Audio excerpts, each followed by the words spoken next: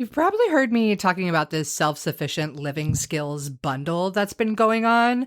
And I have been spending the last week flipping through so many of the incredible resources within this bundle. Now, I will say there's a lot. There's over 118 different ebooks and courses and lessons sharing incredible wisdom and knowledge with you so you can live off the land and you don't have to rely on this corrupt and broken system for everything for your family. Anyways, I wanted to share some of my favorite things. One, first off, is off-grid homeopathy. This course is loaded with so much incredible knowledge, talking about homeopathy for first aid, for colds and flu, how to make your own homeopathic remedies. Like, as an herbalist who loves to teach that stuff, that's pretty exciting to hear it in the homeopathy realm. There's also some incredible fermentation guides, so many other amazing herbal recipes and food recipes, and how to make your own sourdough bread, how to do your own organic gardening and canning of all of your foods. Really, there is so much. And yes, I know. I've talked about it a ton, but this entire bundle is only $50 right now until Sunday, March 24th. I'm sharing my herbal first aid skills, which is a course that's $47 on its own. I'm sharing recipes that I used when I got my products into REI for herbal first aid kits and so much more. You'll have to check it out. I'm serious. Like, you can absolutely change your life with this bundle. So there is a link in the show notes for you, and I hope you check it out. I hope you take advantage. Don't worry, you don't have to go through everything right away. You can access everything for up to a year. Once you're in the course or have the download, it's yours for life. It is a steal of a deal. Okay, self-sufficient living skills bundle in the links for you. Did you know that the mouth might be the root cause of inflammation? Kind of crazy to think about, right? But in today's conversation with my guest, Miss Leslie Alexander, we dove really deep into the topic of dental and oral health care and how plant medicine can really make a strong impact in that area. Be sure to tune into the episode. Leslie talks about several different opportunities to work and learn with her, and I think you're going to be absolutely blown away by everything she has to say. And if I'm right, please shoot me a DM. Let me know your thoughts on this episode, because I was blown away too. So enjoy!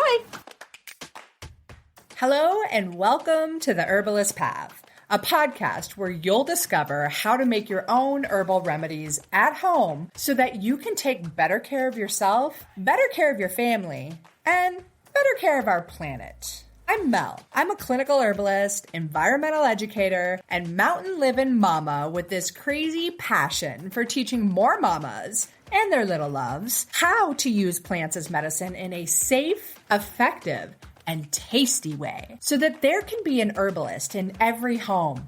Again, it's an absolute honor to have you on the journey down the herbalist path with me so that together we can make herbalism #spread like wildflowers. Hey everybody, welcome back to another episode on the Herbalist Path. I'm really excited about today's guest. Her name is Leslie Alexander. She is a registered herbalist with the American Herbalist Guild. She is somebody I have been following from a distance. She's the author of this book right here, Dental Herbalism, Natural Therapies for the Mouth. And her perspective on health and well-being and herbalism is absolutely amazing to hear about. She is a wealth of knowledge, and I'm beyond excited to have you on the show today, Leslie. Thank you so much. Thank you for inviting me, Mel. It's a pleasure to be here.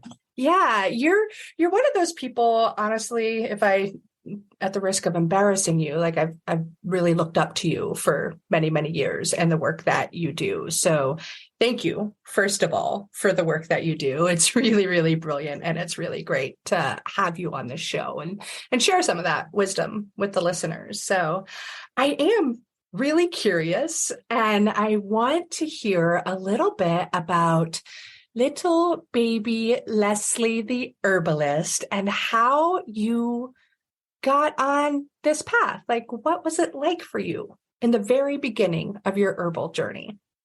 Well, Mel, what an interesting question. Certainly at the beginning of my herbal journey, I had no aspirations whatsoever to work with the mouth. So that came as a surprise for me, for sure. I was lucky enough to grow up with a dad who liked to garden. I resisted, as many kids do. Then I left home. Then I started gardening. And then I started growing herbs. And I think I was most intimate with culinary herbs, which is why for many years, I think I've used the tagline, preserving medicinal and culinary traditions. Fast forward decades upon decades, I find myself in Arizona and in an area called Pine, where I have the great pleasure and good fortune to work with both Navajo and Hopi. And I start to think about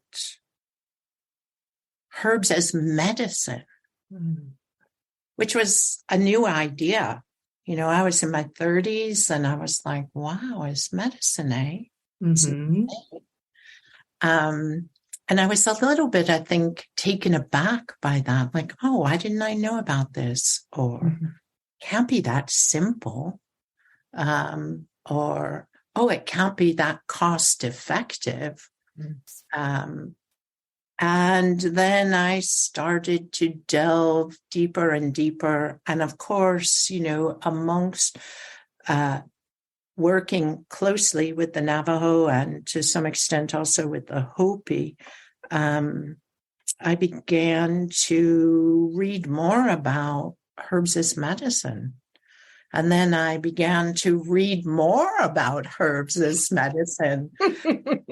And then I did nothing but read about herbs as medicine. And I was trained as a researcher, so I spent a lot of time investigating and had an academic career prior to being just being enveloped by a herbal culture and a herbal world of literature. And so I explored that for quite a few years, continuing to work professionally. And then I thought, you know what? I might start retraining. I came back to America. I left America and came back in 2005. And I've been practicing ever since. Ah, that's beautiful. I love how, one, you brought up the simplicity and the cost effectiveness of kitchen medicine, of our culinary herbs. And I think that's often something that people really, really overlook. It's like herbalism is complex, yet it's so simple. And go ahead. I completely agree. I'm sorry to interrupt you. It's okay. I was in a conversation earlier today, and a student was recounting the fact that someone in their sphere identified herbal medicine as coming from commercial retail establishments, like, for example, GNC, which is a supplement retailer here in the northwest of Pennsylvania. And frankly, GNC is the furthest thing from my mind, you know. Absolutely. Those products often contain ingredients that are old, and their medicinal values are far from potent. So that people perceive herbal medicine as an additional cost. And certainly when it comes to caring for the mouth, fast forward still, it's expensive to care for the mouth if we approach it from a commercial perspective. We want to work with sustainable cleaning agents. That's from toothbrushes to pastes and powders.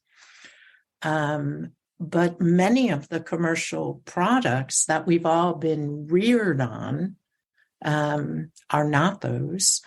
And in fact, they're not sustainable. They're extremely costly. Like, imagine a tube of toothpaste costing $12 or $18. Like, wow. Yeah, that's crazy. Now, I can purchase a tube that costs far less, contains synthetic ingredients, contains fluoride, which is a neurotoxin, might contain sugar. And that could be money saving, but it's a false economy. Right. Because I'm sacrificing the health of my mouth. Where if I were to work in the kitchen, coming back to your point, it's far less expensive, protects our health, and has really positive outcomes. And it is better for our planet as well. So I'm a huge fan of that piece of what herbalism can do for people. I love what it can do for people, but my heart of hearts is I want to save the world. And I feel like herbalism is one way to do that. Call me overly ambitious, but I think it is one way that we can all become more connected. And to your point about the affordability of working with your kitchen remedies, and your oral care in the kitchen. That's what I love about having you here as a guest. Like, you're so knowledgeable in that department, and it's fascinating because I don't think people think about this. They think, oh, I'm going to take echinacea because it's really pretty and it's great for immune health. Well, sure. But what about the simple things you have as well? What about your oral care, your dental care?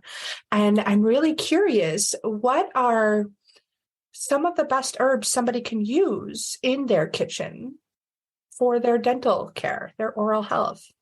So I think oral care goes beyond the teeth, right? It talks about the mouth. And I think I'd like to step it back one stage further, if you don't mind, Mel, and please identify the importance of teaching healthy oral care habits. So it's my experience, for example, if I were to think back as a kid, I grew up in an environment where my mom was a wonderful cook, right? And there wasn't really a lot of conversation around the health outcomes of breakfast, lunch, and dinner.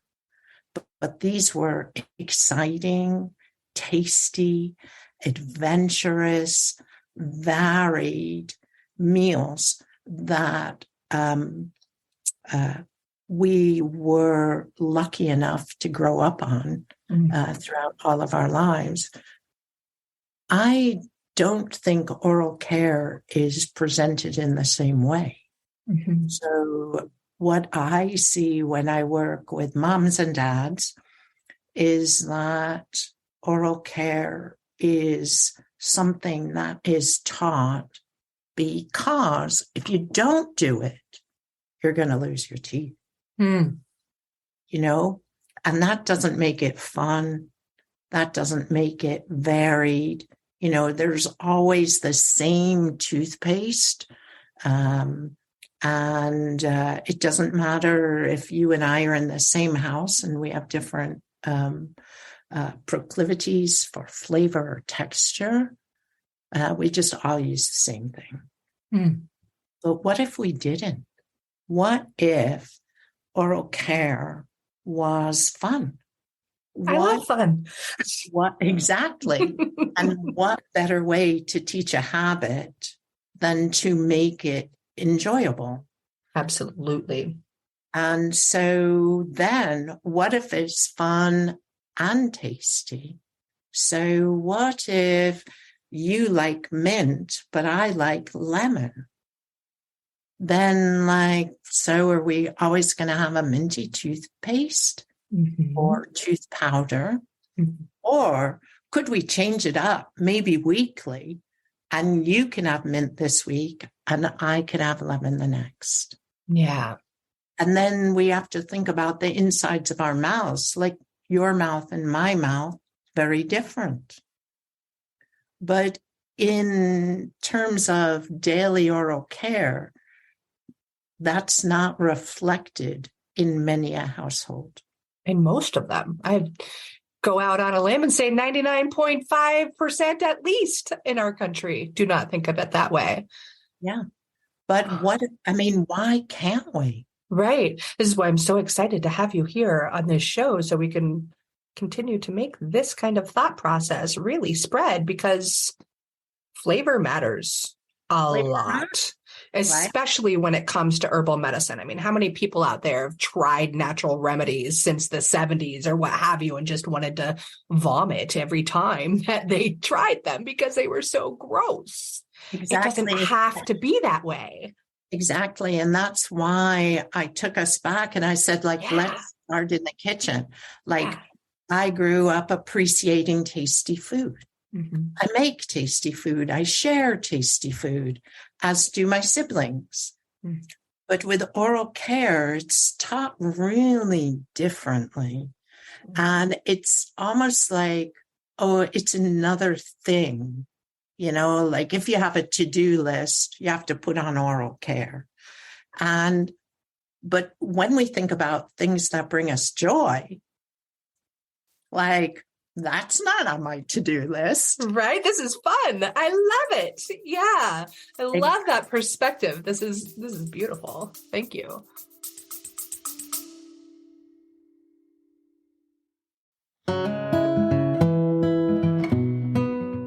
Hey, I wanted to take a quick pause to show some love and gratitude to our sponsors of the Herbalist Path podcast, who make this show possible for me and possible for you too. So here it goes. Medicinal mushrooms are all the rage these days, if you didn't know already. And with great reason, because they are powerful medicine that can improve your health and your life in so many different ways when they're well made. Yeah, it's true. There's a lot of stuff on the market that isn't going to be so effective. And that's why you need to find a brand that you can actually trust. For me, that brand is Whole Sun Wellness. And this is the creation of a brilliant woman and fellow mama, Jamie Bonfiglio. She's an international mushroom educator that has been working in the medicinal mushroom industry for years. And this is when she saw firsthand how many other companies take shortcuts when it comes to their products. And Jamie wasn't having it. She set out to build her company the right way. Whole Sun Wellness is here to raise the industry standards so those crap mushrooms on the market aren't getting into your body or your family's body. Whole Sun Wellness is the first company to test and report nutritional facts for all of their extracts. They go beyond industry standards every step of the way, from sourcing to extraction and final testing. And as the owners of the largest medicinal mushroom farm in the United States, Whole Sun Wellness is taking control of their supply chain for the highest quality and absolute full transparency. They're even the first company to include pure mycelium extract in every single product. So when you're thinking of getting medicinal mushrooms for you and your family, Whole Sun Wellness is exactly the ones you want. Also, be sure to check out their new Mycolites. These are the world's first dissolvable electrolyte tablets. They're featuring functional mushroom extracts that'll give you more energy, more stamina, and recovery as well. And who couldn't use all of that? The other thing is, they are these adorable little mushroom-shaped tablets, and they come in like a little Altoids box, but way cooler than Altoids because they're Mycolites. Anyways, head to wholesunwellness.com to grab yourself some mycolights and all of the other functional medicinal mushrooms that you and your family need. And of course, you can grab that link right here in the show notes now.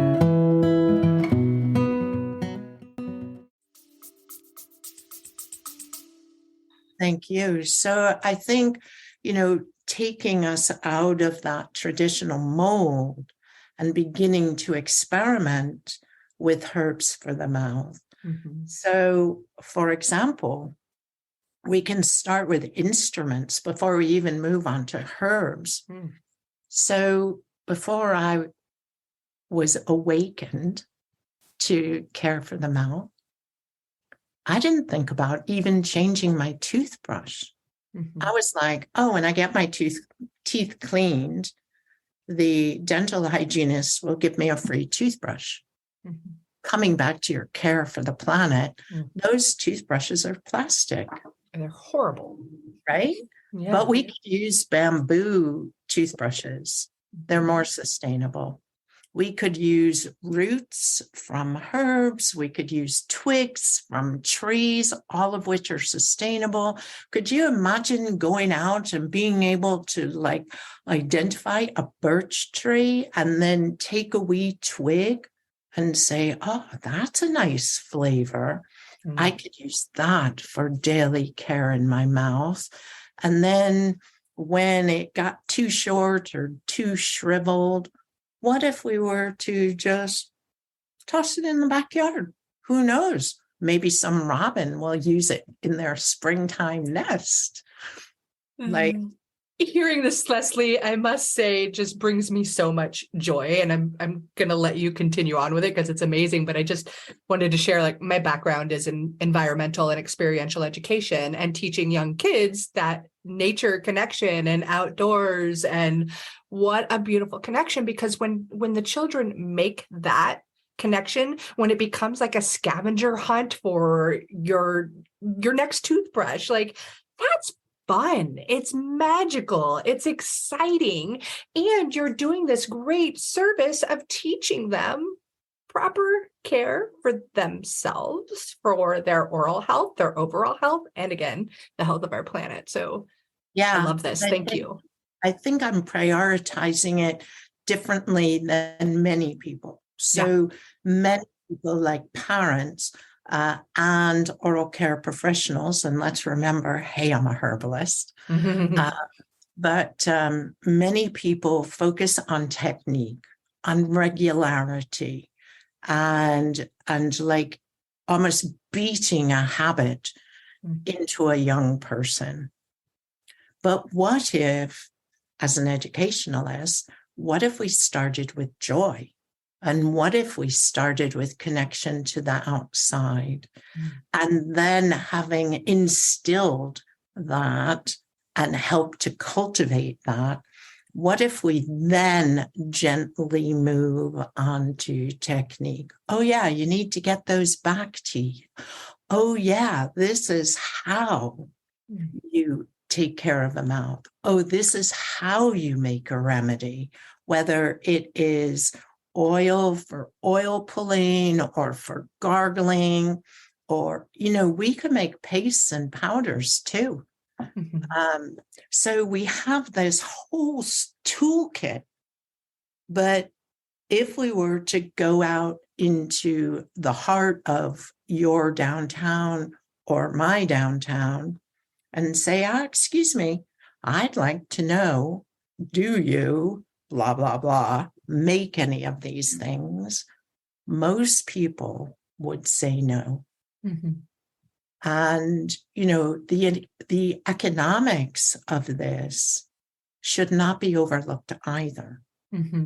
It is very inexpensive to make oral care products. Indeed, we all have a pair of clippers, and we can all, find a birch tree or know someone who could identify a birch tree correctly.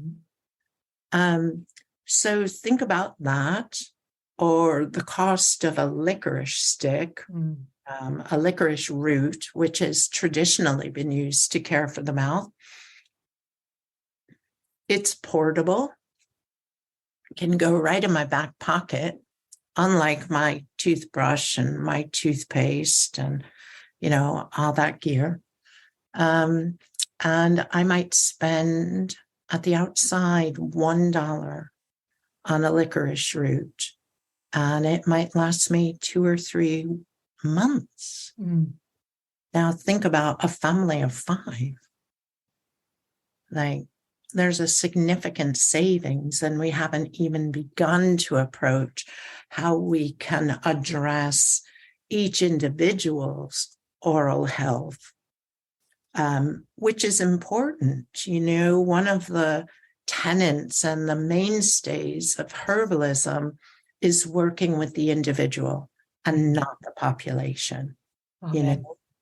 So, that's one of the great joys of our profession.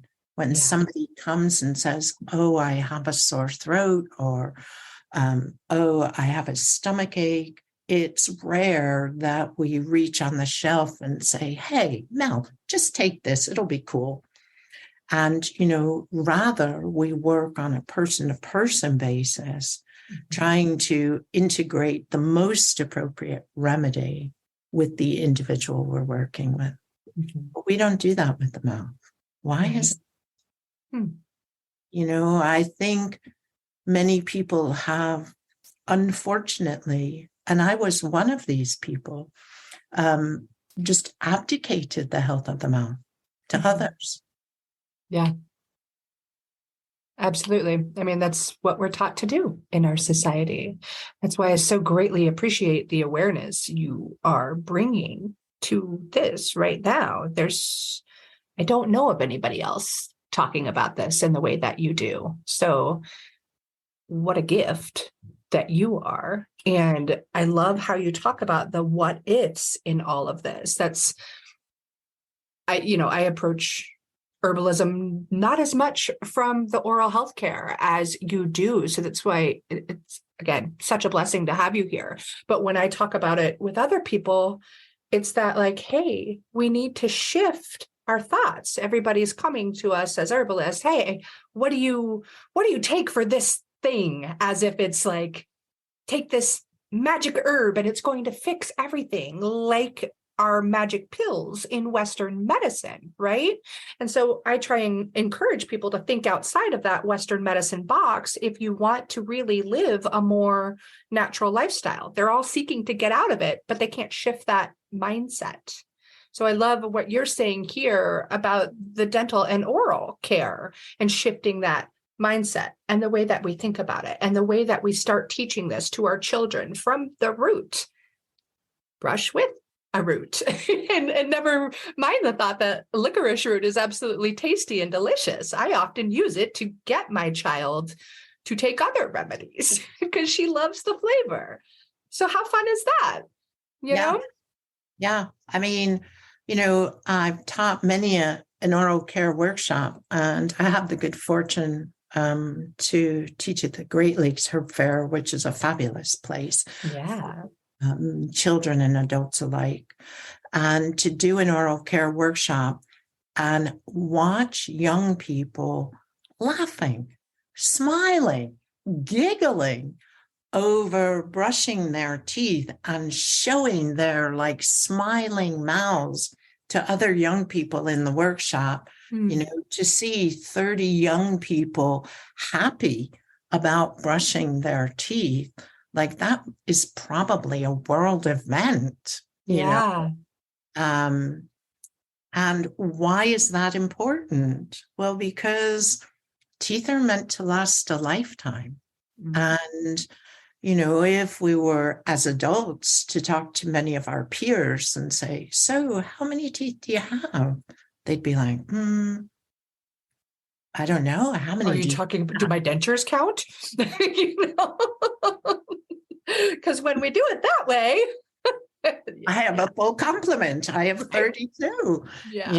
But kids only have 20. And their full complement of teeth come in as they age. And I suppose we all want to hold on to our teeth, not like in a sack in our pocket after they've been extracted.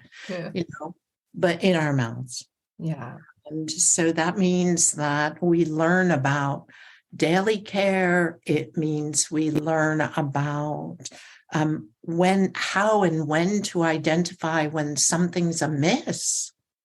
And how can we do that if we don't know our mouths? Yeah. Yeah. And how can we, I love that people say to me, I really prefer this over that. And it's like, that's fantastic. Yeah. Paying attention. Mm-hmm. Yeah. Absolutely. That's great. I love hearing the shifts that you're creating in all of these children and their parents and the understanding of that. It's really, I keep saying this over and over, but it's really amazing. And I'm so grateful to have you here chatting about all of this. It's so important. I'm curious, you were just talking about signs that your mouth is not well. Mm-hmm. If you could share one or two that somebody might want to look for, that would be great. So, first, many of us, we never run our tongues over our mouths. What's it feel like? Smooth, gritty, like pain? If I put my tongue over here and it's a bit sore, what does that soreness mean? Am I getting a new tooth? Maybe I am. Kids are teething right the way through their single digits. And then later in life, we teeth again when we get our wisdom teeth. We have the opportunity to remember how awful teething is. So discomfort is definitely a sign. Right. And the mouth is not a homogeneous place. So we could have discomfort around a single tooth, and we could have discomfort, say, across a jaw. For example, we know that many adults grit their teeth or grind their teeth when they're anxious, when they're uncomfortable, while they're sleeping. And I don't believe that these habits just appear. I think we cultivate them. Mm-hmm. And young people also have stress, and young people can carry that stress in various parts of the body, right? In their guts, they could have upset stomachs, and we might work with herbs to soothe the digestive system, as well as nervines to support their emotional and spiritual selves. Somebody might get headaches, or they might have stiff shoulders, but we also learn to grind and grit our teeth so that waking up in the morning with, oh, I'm kind of sore here, that's a sure sign that something's not quite right. Of course, there are more obvious signs like bleeding, swelling, and of course, in the absence of vitamin C, aboard ships, people used to develop scurvy, which is a vitamin C deficiency. And one of the symptoms is that their teeth would, quote unquote, quake like aspens in the wind. Oh, wow. And, through centuries of work, we have learned that vitamin C is integral to staving off the symptoms and scurvy itself. So really, I would say those were key things to look for. Young people and adults, for example, often get correctional devices placed in their mouths, braces, Still, many of them are made with metal. And so the actual fitting and the daily care can result in bleeding on the inside of the gums. So tenderness and swelling along those lines, really important to look out for. Yeah. Yeah, those are just a few. Yeah, that's great. Thank you so much. I think one thing I see that's really common in people in general and oral care and body care is like when you are feeling discomfort and pain, your body is speaking to you. There is something happening here. It's saying, hello, look at me, I'm not well, help. And that's just what came up to mind when you were speaking about that particular part. I think that's really amazing. And I want to take this time to shift a little bit because you talked about stress and you talked about how our young people have stress. And yes, oftentimes we want to look to the gut and what's going on. But what about stress and our mouths? So it can take a variety of forms. Let's just, because I'm doing some workshops on oral care for children and oral care for adults, I don't want to delve too deeply here. Right, of course, just little highlights. But for example, many people, when they're stressed, report a dry mouth. Now, of course, a dry mouth could be for a host of reasons, pharmaceuticals, being dehydrated, but also the speaker who gets up to speak and, they're like, oh, my mouth is so dry. Or the child who has to do a presentation in front of the classroom and, oh, my mouth is so dry. Well, the pH of the mouth is critical. And the pH of the mouth is mediated by saliva. So if we are constantly stressed, if our food and beverage choices result in a dry mouth, if we're constantly imbibing sugar, what happens is all of this affects the saliva in the mouth. It reduces the pH in the mouth. And what can be an outcome? Well, cavitation, cavities, or pain and discomfort. So keeping the mouth pH around 7.4 is very important. And we can do that through adequate food and beverage choices. It does. And I also love that thank you for your generosity in giving that amount. I know you do have a few workshops coming up and we'll continue our conversation, but I'm really excited to talk about the workshops and the testing that you're doing, especially for the workshop that you are doing on the oral microbiome. Yeah, I'm excited about it too. It's the first time. It sounds amazing. Like just hearing little bits about it, I'm like, my mind's blown. My listeners want to hear about this. So can you share some about that? Absolutely. So I'll be repeating these workshops in the spring as well. But coming up in February, I have 3 workshops that deal with the mouth. So one specifically focusing on adults, one focusing on infants and young people. So a lot of my work as a researcher prior to transitioning to becoming a full-time herbalist was on focusing on the health of kids. So I really like this continual aspect of my work.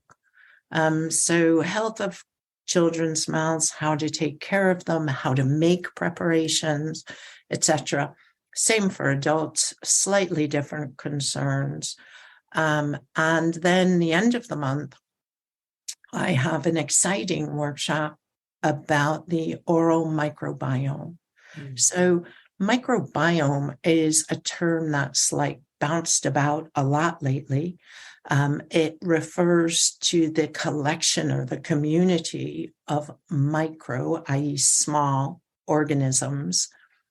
We sometimes talk about the microbiome of the gut, but increasingly there is an intimate understanding that the health of our digestive system is related to the health of our mouths. Mm-hmm. And that microbiome also determines a variety of health outcomes, like premature babies during pregnancy.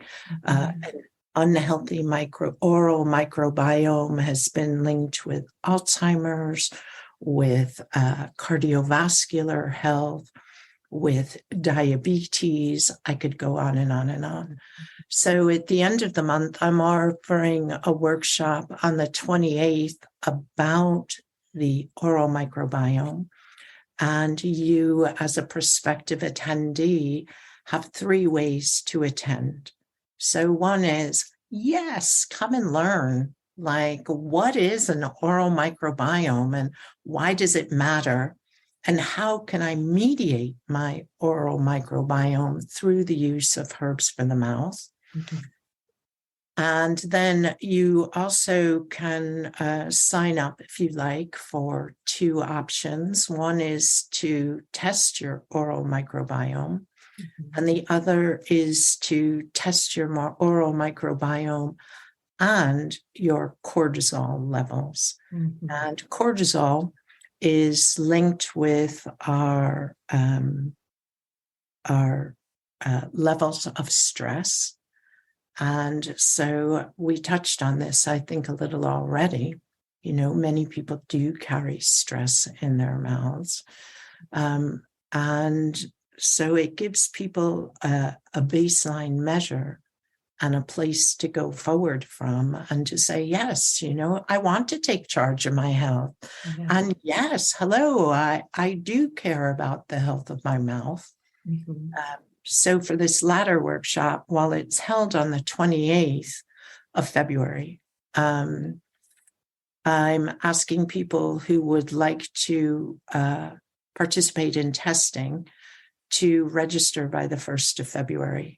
And that allows them to receive test kits in their home, send them to the laboratory, and then have them returned. So they'll have their individual results when they attend the workshop on the 28th of February.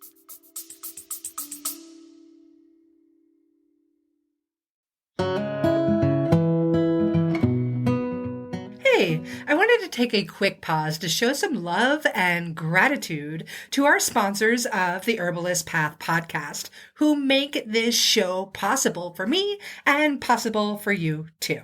So here it goes.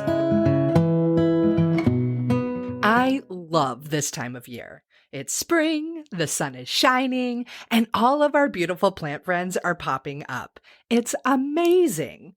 Unless, of course, you're one of the millions of people who suffer from seasonal allergies. You know, the itchy, watery eyes, the sneezing and wheezing that's straight miserable. Thankfully, there are some amazing herbs that can help you with all of that. Just like the herbs inside of Kick-Ass Allergy from Wish Garden Herbs, one of my absolute favorite herbal companies out there. Kick-Ass Allergy, yes, I said ask without the K at the end. Anyways, this formula has yerba santa, nettles, echinacea for that immune support, and orange peels, all which come together to help dry up those excessive mucosal secretions. Yep, I'm talking about the sniffles and the stuffy nose, the watery eyes, and all that jazz.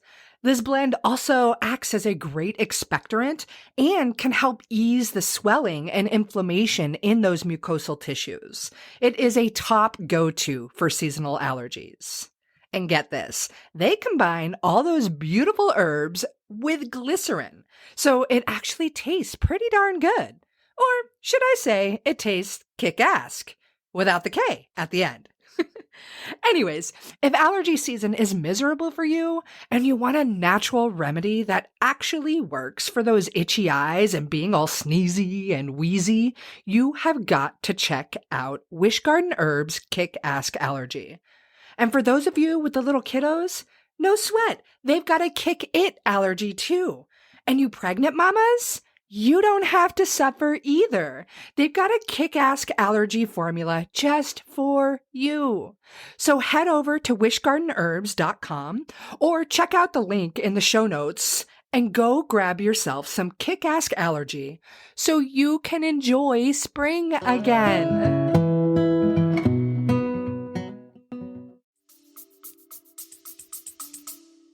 That's amazing. And how much fun it will be for those people to see where they were in the beginning and then take your workshop, learn these amazing skills I'll stick with skills. I'm sorry? And put them into practice. Put them into practice and then maybe test again and see how much that's changed. And that term of put them into practice, people listening, this is key. You can listen to all the things and read all the books about herbalism and what have you. But if you're not putting them into practice and it's just sitting on your shelf collecting dust, not gonna work. I think people forget that. Yeah. I mean, it's very common for somebody to receive a herbal preparation and then bring it into the kitchen, put it on the counter, and think that somehow from the kitchen counter, it reminds me of how I thought I might be able to do homework as a kid. I could just home and pick them up in the morning on the way out. I love that. I want to hear a story about you doing homework as a kid now.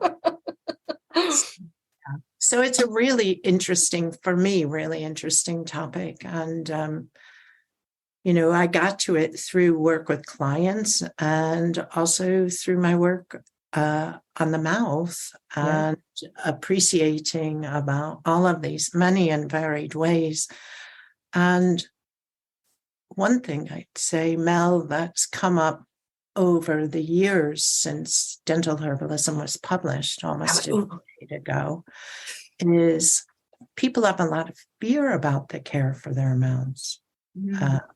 Fear about seeing a dentist because they had an adverse outcome or they had an unfortunate experience years and years ago, not realizing that the specialism has changed and moved forward in some respects over this time.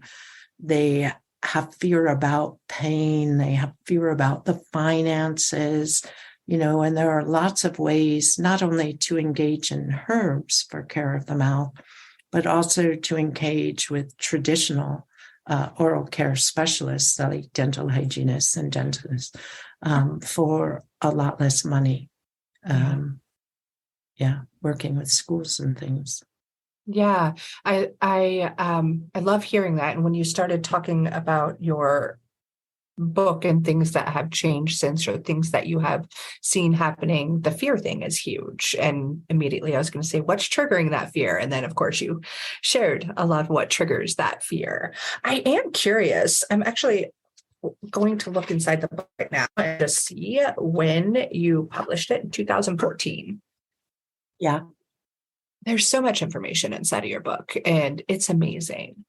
And I know as a researcher and as an herbalist, we're continuously learning and we're continuously growing and finding out more and more things. I'm curious, are there things that you look back on right now that you say, gosh, I wish I could put that in the book, or would have? Oh, absolutely. Yeah. So Dental Herbalism was written with my co-author, Linda Straub-Bruce. And it was written really for three audiences. It was written for herbalists who have been trained to look at the tongue, but no further. Like the mouth is open. Come on. Look at the rest. Exactly. So for us as professionals, it was written for the dental community who really don't have a lot of information about herbs, but more and more of their clients are using them. So, like here's a resource. And it is intentionally written without jargon for Mr. and Mrs. McTavish who want an inexpensive resource that they can go to and be like, okay, so what's it like going to a dentist's office? Or what does she mean brush? Or what does she mean oil pull? How do I do that? What do I need? So with those three audiences in mind, I didn't want to fill the book with cautions. And I expected that you might dip in here or dip in there, but not read from start to finish. Right.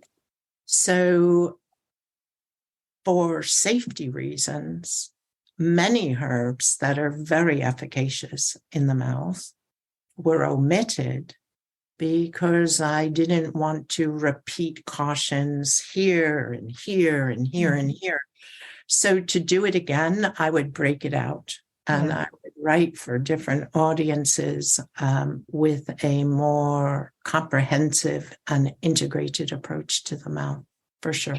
Yeah. I mean, as you're talking about writing for those three different audiences, I'm like, that's three different languages right there, like as herbalists that work with people, we speak a whole different language than Mr. and Mrs. McTavish.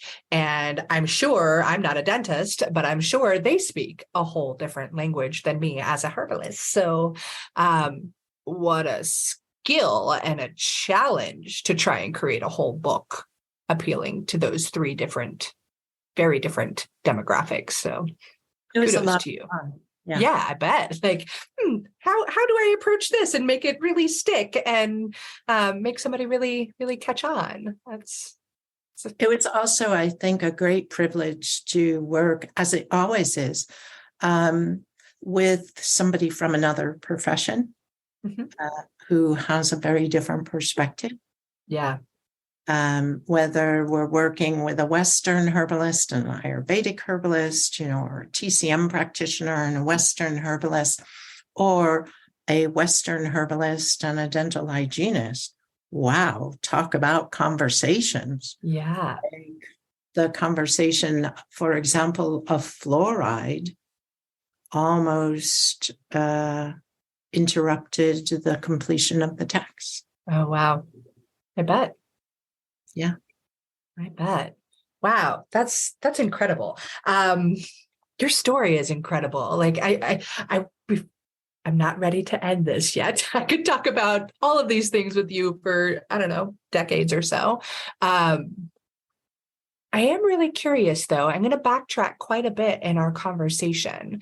You were talking about when you were working with the Navajo and the Hopi, and you were reading and reading and reading and reading more and more books on herbalism. And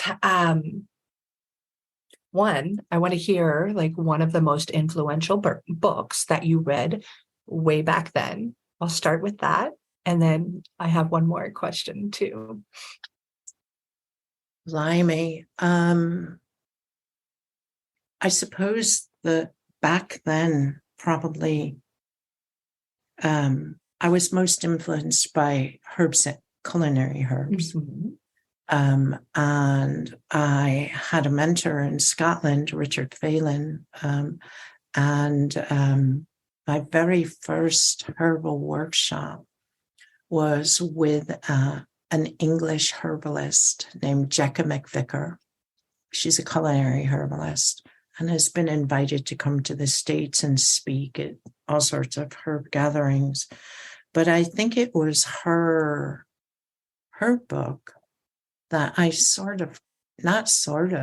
I carried it around, like its edges were ratty and I would try and remember things and then I'd forget and I'd look back and, you mentioned it's a whole different language. Herbalism can be a whole different language. And I think one of my jobs as a herbalist is to ensure that language isn't a barrier. Right. And, I'm as much of a clinician as I am an educator. And if my client has any uncertainty about what I'm talking about, then likely whatever it is we're focusing on will be of little use to them because they won't be able to implement it it on a daily basis. So yeah, I'd say it was Jekka McVicker's book. Nice. That's great. And now, thank you for sharing that. Now I want to know, how did the spin into dental and oral healthcare through the herbalism lens happen? I have a clinical practice, and I had a client who came to me with joint pain and inflammation. And so I worked with her much like I had everyone else, focusing on her story, her experience. So very much working with the individual. Mm-hmm. And what happened? Well, she would feel better. And then we might, advance a protocol. She'd feel better. Then we'd get to these plateaus. And I was like, what do I do? Mm-hmm. Like she still has a lot of pain and discomfort. Mm-hmm.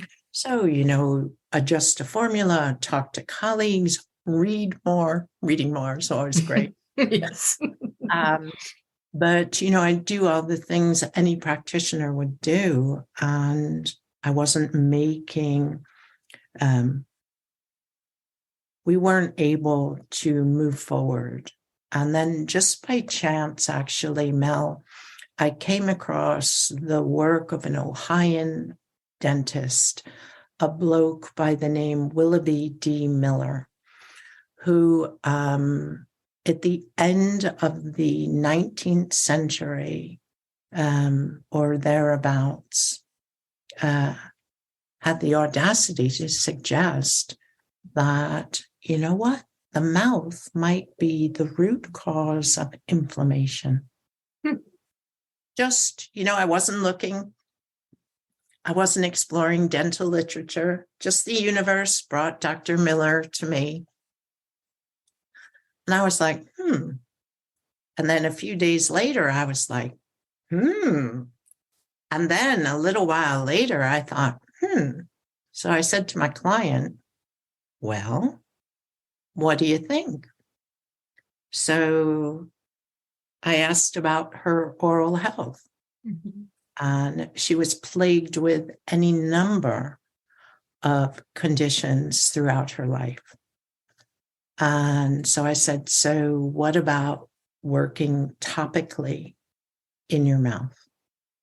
If inflammation stems from the mouth, that if we begin there, as well as working systemically, which I was with teas and tinctures and topicals for her joint, what do you think? And she was like, all right. And that was it. Like we started to make changes in a situation, I suppose, or at a point in working together where what I was doing wasn't helping. And so, so then I was like, that's interesting. And I come from a research background, so I'm like, that's interesting. Yeah.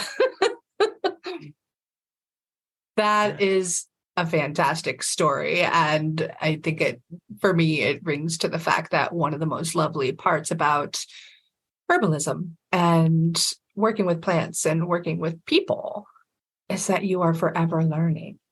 Oh, absolutely. Forever learning. Like there's no such thing as boredom. Yeah.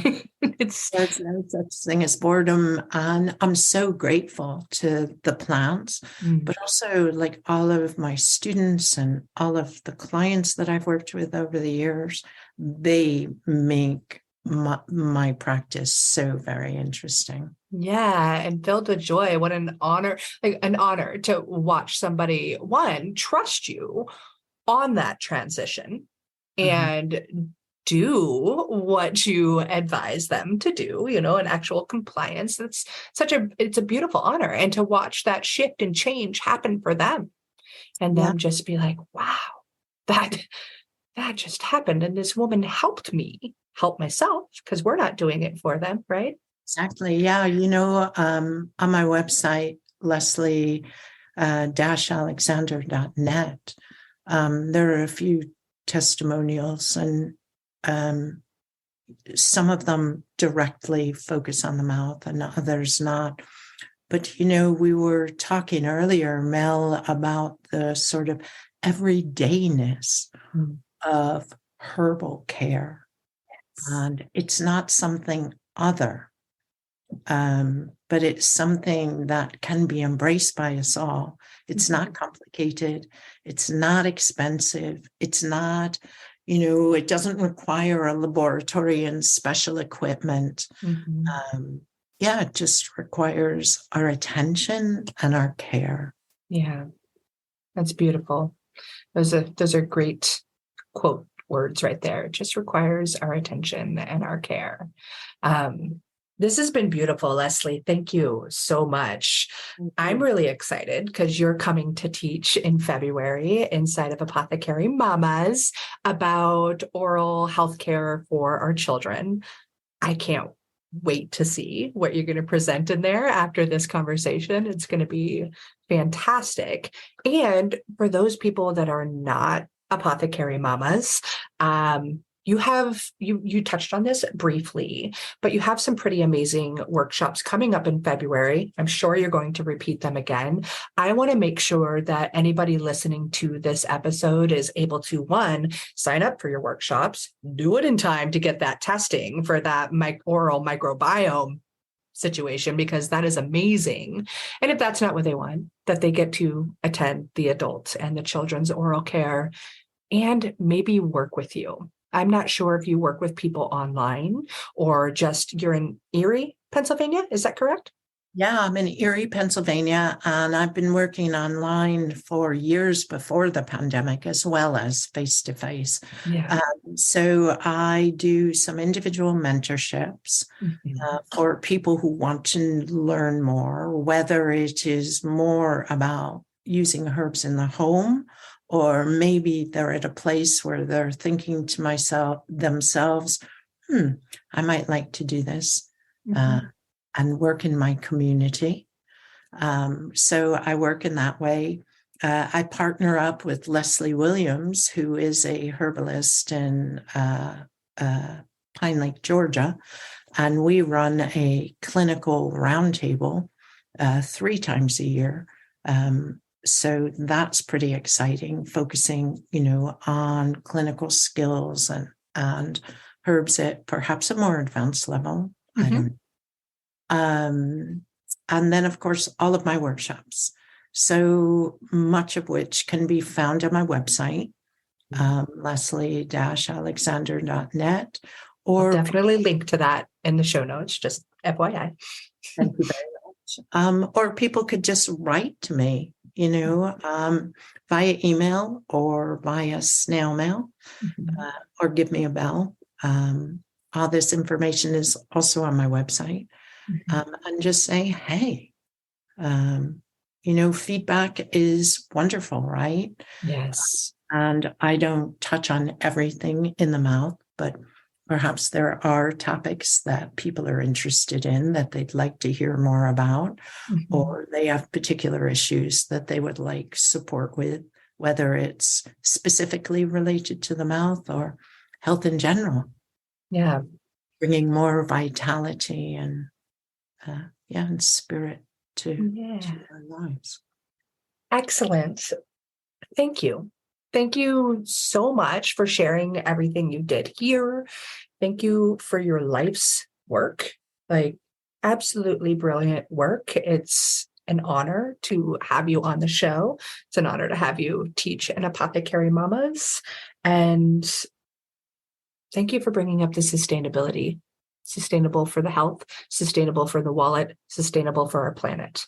That's the way I look at herbalism. And it's great to hear all that you had to say with that, especially with the plastic toothbrushes all over. So thank you so much for your time today. And I'm going to say one other place that you're on is Instagram. So I will also tag you there and help other people find you. All of your resources and information will be in the show notes for anybody listening right now. And I highly, highly, highly encourage you guys to take her up on this testing. Fascinating, fascinating, fascinating. Mind blown. Thank you, Leslie. Thank you, Mel.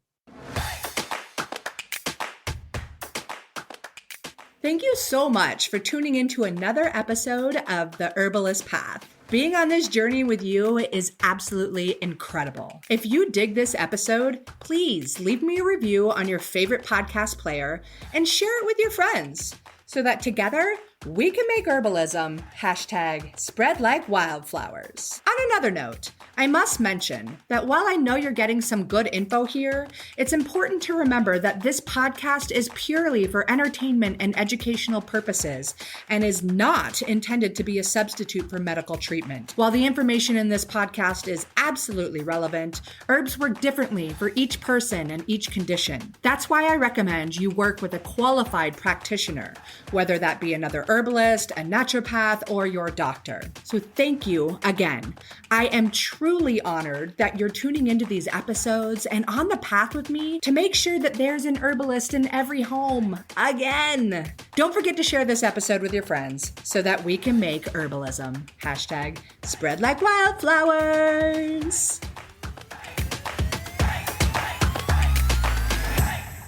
It has been so much fun and so, joyous watching all of my medicinal plant friends popping up in my garden, from the elecampane to the comfrey and the arnica. I love seeing these friends pop up. And if you are still trying to decide what to grow in your medicinal herb garden, you've got to grab my guide. It's all about the most essential herbs that every mom should know and should grow. So I teach you how to grow them and the many different ways that you can use them. If you want to grab the guide, go ahead. It's free, and I'm pretty sure you're going to get a lot of delight and use out of it. And there's a link to it in the show notes. I'm wishing you tons of happy medicine planting.